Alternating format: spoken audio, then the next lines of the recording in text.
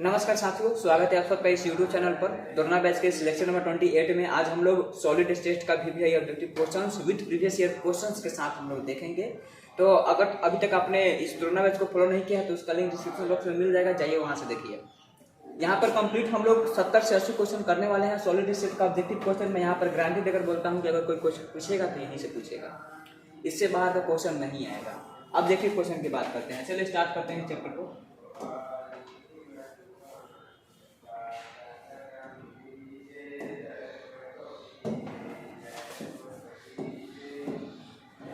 इसमें पूरा previous year question शामिल है, प्लस में VVI ऑब्जेक्टिव क्वेश्चंस भी शामिल है, जिससे पूछे जाने की संभावना हर साल रहती है। स्टार्ट करते हैं। थ्योरी तो आपने पढ़ ही लिया है, अगर थ्योरी नहीं पढ़ा है तो उसका प्लेलिस्ट डिस्क्रिप्शन बॉक्स में दिया गया है, जाकर वहां से थ्योरी पहले रिवाइज कर लीजिए। अनुचुंबकीय पदार्थों में एक या अधिक अयुग्मित इलेक्ट्रॉन होते हैं, ऐसे पदार्थ कौन है? तो यहाँ पर देखिए, यहाँ पर Cu+2 है, Cu+ है, Na+2 है, उपयुक्त सभी।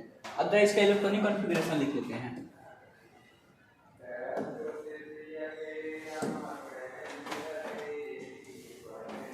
देखिए, एक होता है डायामैग्नेटिक और एक होता है पैरामैग्नेटिक। फेरो भी होता है डायामैग्नेटिक और ये है पैरामैग्नेटिक। डाया में क्या होता है कि सारा इलेक्ट्रॉन पेयर्ड होता है, ऑल इलेक्ट्रॉन्स आर पेयर्ड। इसमें all electrons are not paired, इसमें इलेक्ट्रॉन पेयर नहीं होता है। एग्जाम्पल के लिए देखिएगा, Cu+ है। पहले कॉपर का इलेक्ट्रॉनिक कॉन्फ़िगरेशन लिख लिया जाए तो कॉपर का होता है ऑर्गन। यहाँ पर कॉपर हो गया ऑर्गन, तो ऑर्गन में हुआ होगा 3D, फिर आ जाएगा 4s2। ऑर्गन मतलब 3 से 6 तक हुआ होगा, फिर आ जाएगा 3s2 4s2 मतलब 18 तो कितना हो गया 20, 18 तो 20 हो जाएगा। कॉपर कितना होता है 29, तो कॉपर 29 हो जाएगा। तो पहले कॉपर का लिख लेते हैं, उसके बाद कॉपर में +1 किया जाएगा। मतलब ये तो एक्सेप्शन ही है, पता ही होगा। 29 होता है। इसके बाद आता है 3D9। अब ये देखने के लिए मिलता है 3D9, बट ये गलत है क्योंकि कॉपर का इलेक्ट्रॉनिक कॉन्फ़िगरेशन एक्सेप्शन होता है। अब यहाँ पर 4s के पास होता है 2 इलेक्ट्रॉन, 3D के पास होता है 9 इलेक्ट्रॉन। अब चूंकि जितने भी ऑर्बिटल्स होते हैं वो सब चाहते हैं कि या तो हम फुलफिल्ड हो नहीं तो हाफ फिल्ड हो। तो इस केस में क्या होगा कि 4s अपना एक इलेक्ट्रॉन 3D को दे देगा। तो 4s अपना एक इलेक्ट्रॉन जब 3D को दे देगा तो इसके पास हो जाएगा 3D10 और इसके पास हो जाएगा 4s1। तो ये हो जाएगा फुल फील्ड और ये हो जाएगा हाफ फील्ड। तो यही केस पॉसिबल होता है, तो ये गलत है। तो कॉपर का इलेक्ट्रॉनिक कॉन्फ़िगरेशन क्या हो जाएगा Ar, और एक इलेक्ट्रॉन ट्रांसफर होकर के 3D में चला जाता है। ये क्यों होता है? तो इसको एक्साइट किया जाता है। ये हो जाएगा 4s1 और ये हो जाएगा 3D10। अब क्या किसमें से एक इलेक्ट्रॉन निकालना है? तो Cu+ हो गया, तो एक इलेक्ट्रॉन निकालेंगे तो हो जाएगा ऑर्गन हो जाएगा तो 4, और एक इलेक्ट्रॉन जब भी निकलता है तो सबसे बाहर वाला सेल से निकलता है। तो ऑर्गन से निकलेगा तो क्या हो जाएगा 4s से निकलेगा तो क्या हो जाएगा 4s0 और फिर हो जाएगा 3D10।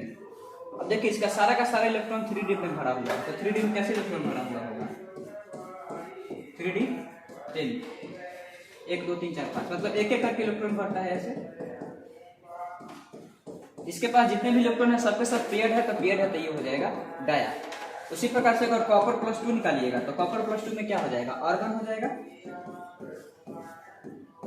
और यहाँ से देखिए +1 में से यहाँ से 4s में से इलेक्ट्रॉन ऑलरेडी निकल चुका है, तो अब इलेक्ट्रॉन कहाँ से निकलेगा 3D में से निकलेगा।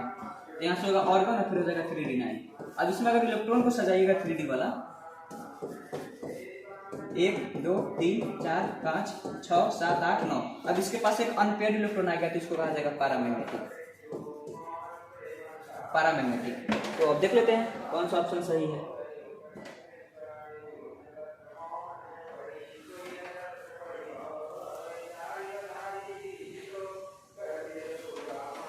सवाल पूछा है कि निम्नलिखित में से कौन एक से अधिक अयुग्मित इलेक्ट्रॉन होते हैं, ऐसे पदार्थ निम्नलिखित में से कौन है? मतलब अचुंबकीय है, अनुचुंबकीय का मतलब होता है पैरामैग्नेटिक, प्रतिचुंबकीय का मतलब होता है डायामैग्नेटिक।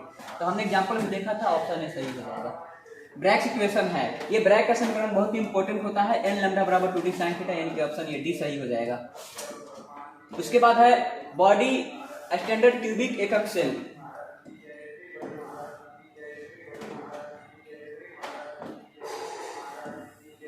इसका मतलब होता है बीसीसी। बीसीसी में लैटिस विंडो का संख्या कितना होता है? तो बीसीसी में होता है जेड का मान 2। Simple cubic cell SCC, SCC का संकुलन क्षमता मतलब पैकिंग फ्रैक्शन पूछा हुआ है, तो एससीसी का पैकिंग फ्रैक्शन होता है 52%। स्कॉटकी दोष के कारण ठोस का घनत्व क्या होता है? तो स्कॉटकी दोष के कारण ठोस का घनत्व घट जाता है। फ्रेंकल का था स्कॉटकी दोष कैसे दोष होते हैं? तो ये मतलब परमाणु दोष है, ये ऐसे पॉइंट डिफेक्ट के अंतर्गत आते हैं। बीसीसी मतलब बॉडी सेंटर्ड सेल, एकल सेल की संकुलन क्षमता मतलब बीसीसी का पैकिंग फ्रैक्शन का मान कितना होता है? तो बीसीसी का हो जाएगा 68%। उसके बाद देखते हैं एफसीसी, एकल सेल। एफसीसी का मतलब होता है फेस सेंटर्ड।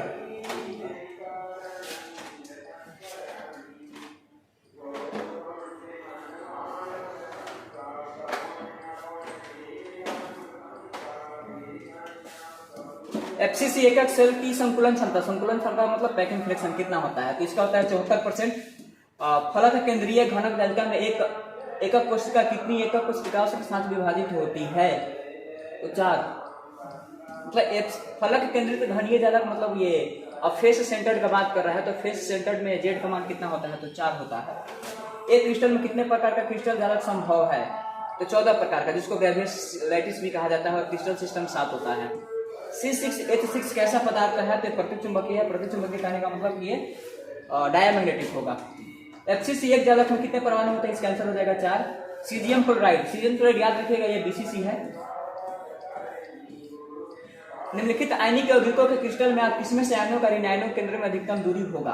अब यहाँ पर चूंकि देखना पड़ेगा कि LIF कैसा है, एससीसी है, सिंपल है कि सीजियम वाला कि सीजियम, मतलब इसमें पहले आपको चेक करना पड़ेगा कि ये किस प्रकार का लैटिस है, सिंपल है कि एफसीसी है कि बीसीसी है, उसके बाद ही पता चल पाएगा। तो अब इसमें तो स्ट्रक्चर बनाना पड़ेगा। क्वेश्चन नंबर 15 देखते हैं। पी प्रकार के डोपिंग अर्धचालकों को प्राप्त करने में मिलाई गई अशुद्धि रूप में सजीव इलेक्ट्रॉनों की संख्या कितना होता है? तो पी टाइप का है, तो पी टाइप का मतलब होता है वो ग्रुप 13, तो उसमें तो संयोजी इलेक्ट्रॉनों की संख्या 3 होती है, तो इसका आंसर हो जाएगा ऑप्शन ए। Na2O में सोडियम की उप सहसंयोजक संख्या मतलब Na2O में सोडियम का कोऑर्डिनेशन नंबर पूछा जा रहा है, तो इसका आंसर हो जाएगा 4। तो ऑक्सीजन का कितना होगा? तो ऑक्सीजन का 8 हो जाता है। अंतः केंद्रित घनीय संरचना में उप सहसंयोजक संख्या कितना होता है? 8। X तथा Y तत्वों में निर्मित यौगिक घनीय संरचना में क्रिस्टलीय होता है, जिसमें X परमाणु घन के कोनों पर तथा Y परमाणु घन के फलकों पर उपस्थित होता है यौगिक का सूत्र। चलिए इस क्वेश्चन को जरा देख लेते हैं अच्छा से। अब चूंकि आपको भी पता होगा कि कॉर्नर का सॉलिड स्टेट में जो चैप्टर होता है, कॉर्नर का कंट्रीब्यूशन होता है 1/8, फेस का कंट्रीब्यूशन होता है 1/2, बॉडी का कंट्रीब्यूशन हो जाता है पूरा का पूरा 1 हो जाएगा, पूरा का पूरा इसका बॉडी का कंट्रीब्यूशन हो जाता है। अब एज का बात नहीं किया जाता है, एक्स है और यहाँ पर है वाई। एक्स को कहाँ लिया गया है? कॉर्नर पर। यहाँ पर बताया गया है कि एक्स परमाणु को कहाँ लिया गया है? घन के कोना, मतलब एक्स को कहाँ लिया गया है? कॉर्नर पर। वाई को फलक के केंद्र पर रखा गया है, मतलब वाई को रखा गया है फेस पर। तो फेस पर रखा गया है, तो पहले देख लेते हैं कि एक्स का उपस्थित इसका सूत्र बताना है।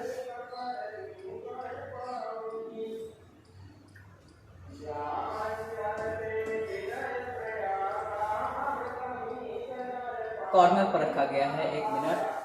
तो कॉर्नर का संख्या होता है 8 और कॉर्नर का डिस्ट्रीब्यूशन होता है 1/8, तो 8 कट जाएगा तो बच जाएगा 1। और फेस का संख्या होता है 6 और फेस का डिस्ट्रीब्यूशन होता है 1/2, तो 3 यहाँ पर आ गया 3। मतलब अगर देखा जाए यहाँ x और यहाँ y, तो x 1 है और y कितना है? 3 है। तो ये वाला इसके साथ कंबाइन होता है, ये वाला इसके साथ कंबाइन होता है, तो मतलब हो जाएगा x3 और y1, x3y1, यही हमारा ऑप्शन हो जाएगा x3y1। ऑप्शन बी सही हो जाएगा इसका, option A x3y1 xy3। Corner का कंट्रीब्यूशन 1/8, फेस का 1/2, बॉडी का 1, कॉर्नर का संख्या 8 होता है, तो 8 में 1/8 से गुना कर दिए तो x आ गया 1। ठीक है, 1 मिनट। इसमें ये जो x है और ये जो y है, ये फार्मूला की तरह नहीं, मतलब x जितना है उतना उसको दे दीजिए, y जितना है उतना उसको दे दीजिए, ये नहीं होगा। तो x का संख्या है 1 लिख दीजिए और y का संख्या है 3, तो y लिख दीजिए 3। x/3। ये ऑप्शन ए सही हो जाएगा। सवाल कैसे बनाना था? डायमंड क्रिस्टल में प्रत्येक कार्बन परमाणु अन्य कार्बन परमाणु से जुड़ा होता है, इसकी संख्या कितना होता है? तो इसका संख्या होता है 4। ट्रांजिस्टर सेटों में निर्माण में प्रयुक्त होने वाला तत्व है, ट्रांजिस्टर में सिलिकॉन का यूज होता है। देखिए अगर यहाँ पर आप समझ सकते हैं तो ठीक है, नहीं समझना है तो यहाँ पर आप पहले थ्योरीज रिवाइज कीजिए, वरना डायरेक्ट आप वीडियो को 2-3 बार देखिए, सारा का सारा ऑब्जेक्टिव क्वेश्चन याद हो जाएगा। क्रिस्टलीय ठोस के लिए सरल इकाई सेल, पिंड केंद्रित इकाई सेल एवं फलक, मतलब यहाँ पर बीसीसी, एफसीसी, सरल मतलब एससीसी, उसके बाद अब पिंड केंद्रित इकाई मतलब बीसीसी और ये होता है एफसीसी। प्रभावी परमाणुओं की संख्या कितना होता है? तो पहले सिंपल है तो सिंपल का तो 1 हो जाएगा, तो सिंपल के लिए 1 हो जाएगा, यानी कि ऑप्शन डी हमको लग रहा है। उसके बाद फिर पिंड मतलब बीसीसी का 2 और फिर एफसीसी का 4, ऑप्शन डी इसका सही हो जाएगा। इकाई सेल के लिए घनत्व का बढ़ता हुआ क्रम है, तो सबसे पहले हो जाएगा डेंसिटी का सिंपल ज्यादा, मतलब डेंसिटी सिंपल का डेंसिटी ज्यादा होता है तब बीसीसी का, उसके बाद एफसीसी का। बढ़ते हुए क्रम पूछा है, बढ़ते हुए क्रम, हाँ बढ़ता हुआ क्रम है, तो बढ़ता हुआ क्रम है तो सिंपल का सबसे छोटा, तब बीसीसी का, उसके बाद सबसे ज्यादा डेंसिटी होता है एफसीसी का। Sodium chloride, caesium chloride resonance में धनायन तथा ऋणायन का समन्वय संख्या, समन्वय संख्या का मतलब होता है कोऑर्डिनेशन नंबर, तो सोडियम क्लोराइड में 6 होता है, उसके बाद सीजियम क्लोराइड में 6-8 होता है, सोडियम क्लोराइड में 6 होता है, सीजियम क्लोराइड में 8 होता है और जेडेनेस में 4,4 होता है। ये सब कोऑर्डिनेशन नंबर है, कोऑर्डिनेशन नंबर डायरेक्ट आप याद रखिए। सोडियम क्लोराइड का होता है 6,6, सीजियम क्लोराइड का होता है 8,8 और जेडेनेस में होता है 4,4। एनायन वैकेंसी में फंसे हुए इलेक्ट्रॉन को क्या कहते हैं? एफ सेंटर युक्त क्रिस्टल होते हैं, इसका हो जाएगा कॉलर्ड एवं पैरामैग्नेटिक एन टाइप से। एफ सेंटर है तो एन टाइप सेमीकंडक्टर, निश्चित द्विध्रुव घूर्णन युक्त, इनमें से सभी। ताप वृद्धि के साथ किसकी विद्युत चालकता में कमी आती है? सुचालक या धातु। वह ठोस जिसमें स्कॉटकी एवं फ्रैंकल डिफेक्ट दोनों पाया जाता है उसको क्या बोलते हैं? एजीबीआर। बहुत इंपॉर्टेंट है, ये सवाल कितना बार पूछा गया है। एजीबीआर एक ऐसा कंपाउंड है जिसमें स्कॉटकी और फ्रैंकल दोनों डिफेक्ट पाया जाता है। क्रिस्टल का घनत्व घटता है तो इसको स्कॉटकी डिफेक्ट में क्रिस्टल का घनत्व घट जाता है और फ्रैंकल में सेम रहता है। फिर से समझिएगा, क्रिस्टल का घनत्व घटता है तो स्कॉटकी डिफेक्ट में क्रिस्टल का घनत्व घट जाएगा, लेकिन फ्रैंकल डिफेक्ट में एकदम सेम रहता है। फ्रैंकल डिफेक्ट के संबंध में कौन सा कथन सही है? घनत्व अपरिवर्तित होता है, ये तो बात सही है। डाइलेक्ट्रिक कांस्टेंट, आयन का निम्न समन्वय संख्या एवं मतलब जो आयन होता है उसका कोऑर्डिनेशन नंबर लो होता है, साइज भी इसमें कैटायन का छोटा होता है, इसलिए ऑप्शन डी सही हो जाएगा। फ्रैंकल डिफेक्ट में इंटरस्टिशियल साइट में कौन फंसता है? कैटायन। निम्नलिखित में से किस धातु की समन्वय संख्या 8 होता है? पोटेशियम।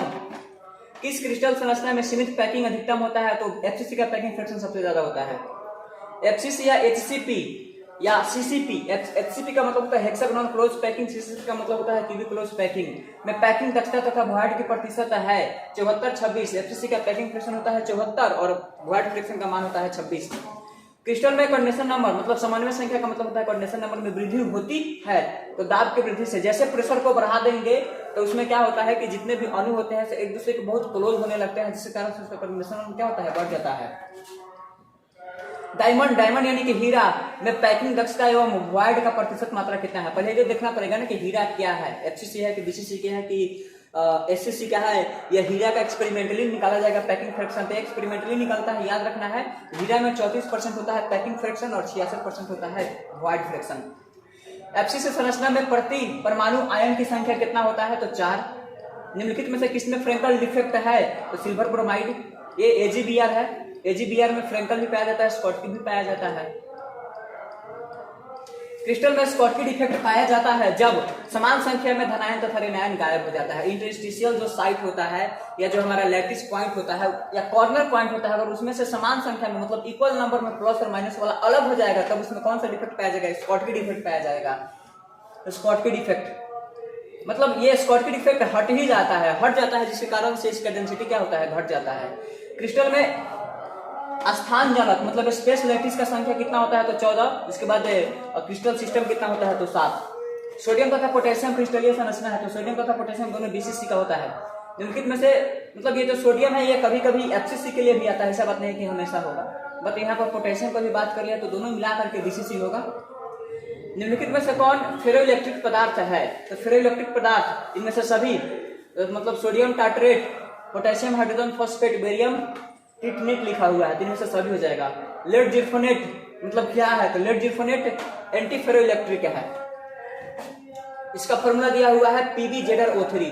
घनीय संरचना मतलब ये क्यूबिक की बात कर रहा है, मैं परमाणु ए कोना पर तथा बी फलक के केंद्र पर है, तो यौगिक का सूत्र क्या होगा, तो ए है कॉर्नर पर, तो कॉर्नर पर है तो कॉर्नर का संख्या होता है 8, तो 8 गुने 1/8, मतलब 8 कट जाएगा तो कितना आएगा 1, मतलब ए कितना होगा 1। तो ऑप्शन डी तो नहीं होगा। उसके बाद देखते हैं बी का फेस, तो बी का फेस पर कितना होता है 6, तो 6 गुने कितना हो जाएगा 1/2, तो ए भी 3 हो जाएगा, ऑप्शन बी। यही क्वेश्चन मैंने सेम भी ऊपर किया है। घनीय क्रिस्टल मतलब एलिमेंट सिमेट्री की संख्या कितना होता है, तो इसका आंसर हो जाएगा 23। एलिमेंट सिमेट्री की बात कर रहा है तो ये 23 हो जाता है। किसी घनीय क्रिस्टल के लिए इकाई सेल का किनारा 450 pm है, तो 221 तल के लिए इंटरप्लेनर डिस्टेंस का मान कितना होगा। घनीय क्रिस्टल का बात किया है, किसी घनीय क्रिस्टल मतलब क्यूबिक की बात कर रहा है, तो इसमें 450 पिकोमीटर है, 221 तल के लिए इंटरप्लेनर डिस्टेंस का मान क्या होगा। तो घनीय क्रिस्टल है, इसमें 3 प्रकार के फॉर्मूले देखने के लिए मिलते हैं। तो 2 to 1 221 नहीं लिखा हुआ, 2 to 1 पूछा हुआ है। तो ये 2 to 1 जो पूछा हुआ है, ये सवाल बनता है हमारा मिलर इंडाइसेस का, मिलर इंडाइसेस, ठीक है। मिलर इंडाइसेस एक टॉपिक है, क्लास सॉलिड स्टेट में पढ़ना है मिलर इंडाइसेस। इस क्वेश्चन को अगर स्किप कर दिया जाए तो ज़्यादा अच्छा रहेगा, क्योंकि मिलर इंडाइसेस वहाँ पर 1,1 2,2 मतलब 2 to 1 1 to 2 ऐसा करके कुछ वहाँ पर देता है। क्वेश्चन नंबर 46 देखते हैं। सोडियम क्लोराइड में SrCl2 के 10 के पावर -3% मोल को डाल दिया जाता है, तो कैटायन वैकेंसी की संख्या होगी। तो डोपिंग का सवाल है। BSO4 के जल में घुलनशील का कारण है निम्न जालक ऊर्जा। CCP के लिए ऑक्टाहेड्रल तथा टेट्राहेड्रल क्लोराइड की संख्या क्रम से है 4,8। मतलब देखिए जो ऑक्टाहेड्रल होता है ये टेट्राहेड्रल का हमेशा आधा होता है, इतना याद रखिएगा। और ऑक्टाहेड्रल आपको पता चल गया तो टेट्राहेड्रल में पता चल जाएगा 4,8। मतलब ये जो क्वेश्चन है, ये क्वेश्चन हमारे आउट ऑफ सिलेबस है, क्वेश्चन नंबर 46। और ऊपर ये जो हमने मिलर इंडाइसेस का बात किया है, ये भी जिरेनियम को गर्म करने पर विभिन्न चालकता पर क्या प्रभाव पड़ता है, बढ़ता है। क्रिस्टल में तल मतलब प्लेन ऑफ सिमेट्री तथा सेंटर ऑफ सिमेट्री की संख्या का अनुपात कितना होता है, 9:13:1।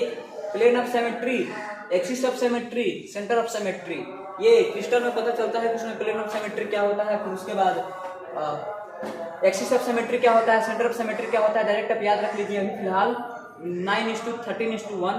निम्नलिखित में से कौन संक्रमण धातु का आयन अनुचुंबकीय है, अनुचुंबकीय भी बताया गया है। अब इसमें अनुचुंबकीय का मतलब होता है पैरामैग्नेटिक, Cu+2 अभी करके दिखाए हुए हैं। यदि Ge के क्रिस्टल जालक में पंचयोजीय शुद्धि मिलाते हैं तो अर्धचालक किस प्रकार का बनेगा। मतलब कि G मतलब होता है गैलियम, अगर इसको डोपिंग कराया जाएगा किसके साथ, ग्रुप 15 के साथ, तो किस प्रकार का बनेगा, एन टाइप। और एन टाइप कैसा होता है, पेंटावैलेंट। पी टाइप कैसा होता है, ट्राइवैलेंट। पोटेशियम विशिष्ट जालक क्रिस्टलीय होता है, अतः क्रिस्टल संरचना में तत्व ग्रुप संख्या कितना होगा, 8। ये भी मतलब ये 2-3 बार क्वेश्चन आ गया। निम्नलिखित में कौन सी गोले की षष्ठभुजीय निविड संकुलित मतलब हेक्सागोनल क्लोज पैकिंग को वर्णित करता है। तो ये जो AB है ये करता है। निम्नलिखित में से किसमें द्विविध आघूर्ण सबसे ज्यादा है, इसका ऑप्शन सी हो जाएगा CH3 क्लोरोफॉर्म इसको कहा जाता है। अब डाइपोल मोमेंट यहाँ पर देखा जाता है। डाइपोल मोमेंट जरा देख लेते हैं, डाइपोल मोमेंट किसका सबसे ज्यादा पूछा है। स्ट्रक्चर बना करके कार्बन हो गया, हाइड्रोजन और यहाँ पर आ जाएगा कार्बन। सारा का स्ट्रक्चर टेट्राहेड्रल बनेगा। हाइड्रोजन का संख्या है 3, 1 2 3। यहाँ पर आ गया Cl और CH2Cl3, HCl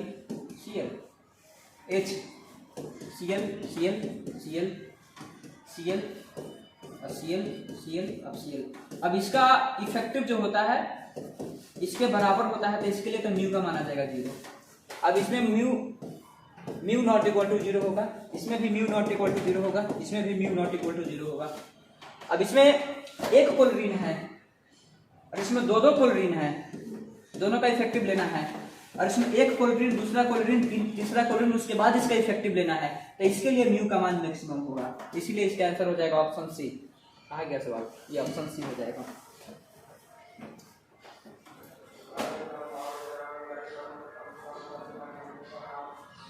(58.5 gram sodium chloride में यूनिट सेल की संख्या होगी। मतलब इसमें हमसे पूछा जा रहा है, इसमें यूनिट सेल मतलब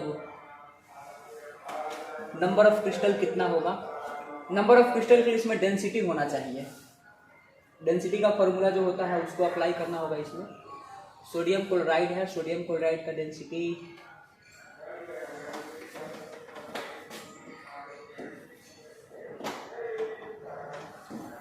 का फॉर्मूला होता है D बराबर Z गुणे M बट्टा A⁻3 गुणे Na।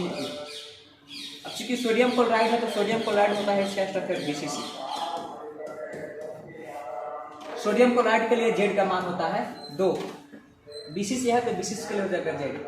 M का मान दिया हुआ है 58.5 ग्राम। अब A होता है एज लेंथ। अब एज लेंथ भी पता होना चाहिए। Na का मतलब होता है एवोगाड्रो संख्या।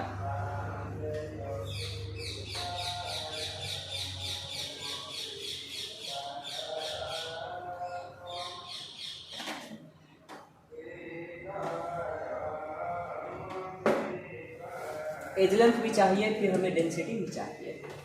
डेंसिटी भी चाहिए, यूनिट सेल की संख्या हमसे पूछा जा रहा है। तो अगर इसमें हम मोल का फॉर्मूला यूज कर लेते हैं, सोडियम का मोल का संख्या फाइंड आउट कर लेते हैं, ग्राम में दिया हुआ द्रव्यमान अब बटा आणविक द्रव्यमान, तो सोडियम होता है NaCl। NaCl का 58.5 ही होता है इसका आणविक द्रव्यमान का मान 58.5। यहाँ पर मोल का मान आ जाएगा 1। जब मोल का मान आ जाएगा तो यहाँ पर जो M है इसको हम मोल से सब्स्टिट्यूट करके इसको निकाल सकते हैं। इसका ऑप्शन ए आ रहा है 1.5 × 10⁻23। वैसा क्रिस्टल जिसमें यांत्रिक प्रतिबल द्वारा विकृति उत्पन्न होती है, जिससे आयन विस्थापन द्वारा विद्युत उत्पन्न होता है, इस घटना को क्या कहते हैं? पीजो विद्युत। ग्लास कैसा है? बहुत इंपॉर्टेंट है। अति शीतलित द्रव मतलब सुपरकूल लिक्विड। एक यौगिक का क्रिस्टल तंत्र जिसमें, ये तो सवाल दिया हुआ है, आप देख लीजिए। ये सकोनीय होता है, सकोनीय मतलब हेक्सागोनल। CSBr BCC जालक में क्रिस्टलीय है, यूनिट कोर की लंबाई इतना है, तो CSBr का घनत्व तो क्या होगा? अब फिर इसमें एज लेंथ दे दिया है। अब एज लेंथ दे दिया तो फिर यहाँ से डेंसिटी निकालना पड़ेगा। डेंसिटी के लिए वही फॉर्मूला होगा जो ऊपर मैंने लिखा है। सिंपल के लिए तो होता है π/6। KCl NaCl के रूप में क्रिस्टलीय यदि RNA, ये रेडियस रेशियो का बात है, रेडियस रेशियो का बात है 1.121। अब देखा जाता है कि सोडियम क्लोराइड की तुलना में KCl के यूनिट सेल के भुजा का अनुपात क्या होगा। दोनों का रेडियस रेशियो का वैल्यू इतना करें तो उतना आ जाएगा। यदि आयनिक यौगिकों के FCC यूनिट सेल के कोर की लंबाई इतना है, तो यदि धनायन की त्रिज्या इतना है तो ऋणायन रेडियस रेशियो का सवाल है। FCC के लिए, BCC के लिए, सिंपल के लिए रेडियस रेशियो का सवाल मतलब FCC है तो ये 0.414 होगा।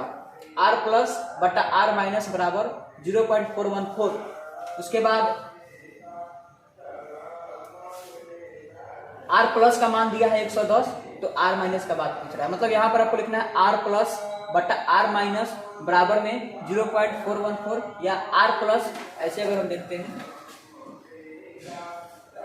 रेंज में तो होता ही है, अगर डायरेक्ट ये वैल्यू दे दिया है तो R प्लस बटा R माइनस का मान दिया हुआ है 508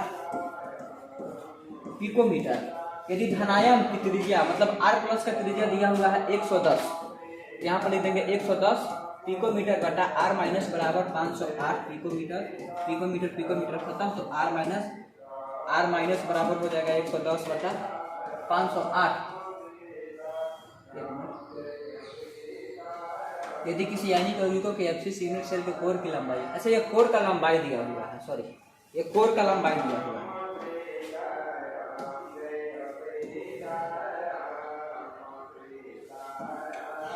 और यहाँ पर किसका बात किया है? FCC का बात किया है।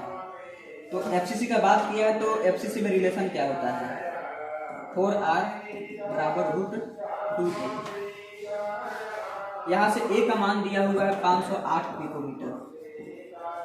A के मान से हम यहाँ से निकाल सकते हैं R निकालेंगे तो R प्लस बटा R माइनस, ये इसको रेडियस रेशियो कहा जाता है। यदि धनायन का त्रिज्या 110 मीटर है और ऋणायन की त्रिज्या क्या होगा, तो इसमें R प्लस का मान दिया हुआ है 508 पिकोमीटर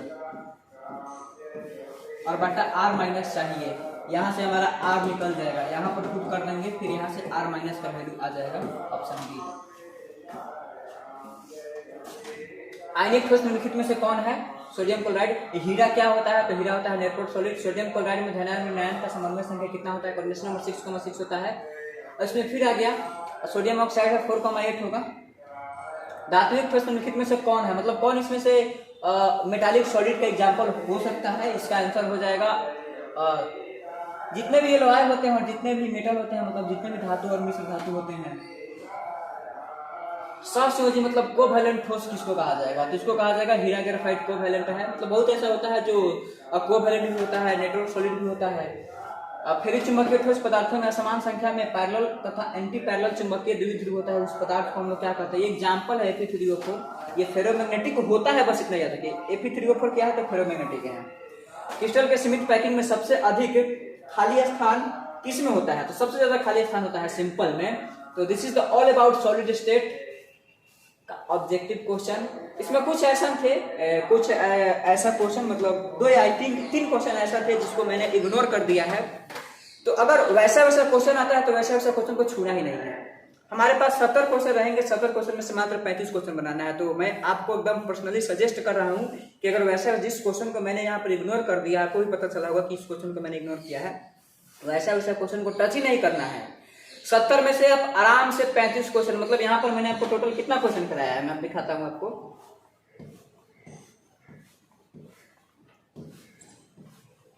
मैंने 71 क्वेश्चन कराया है।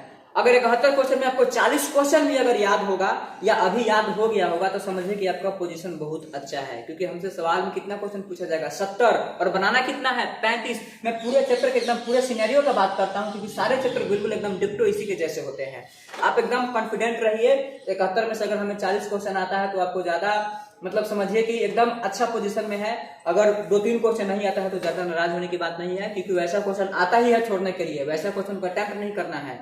और उस क्वेश्चन को, बहुत ऐसे क्वेश्चन होते हैं, बहुत ऐसे बच्चे होते हैं जो भारी क्वेश्चन को बनाते हैं, आसान सवाल को छोड़ देते हैं, जिससे उनका आंसर गलत हो जाता है। आपको आसान बनाना है, भारी छोड़ना है।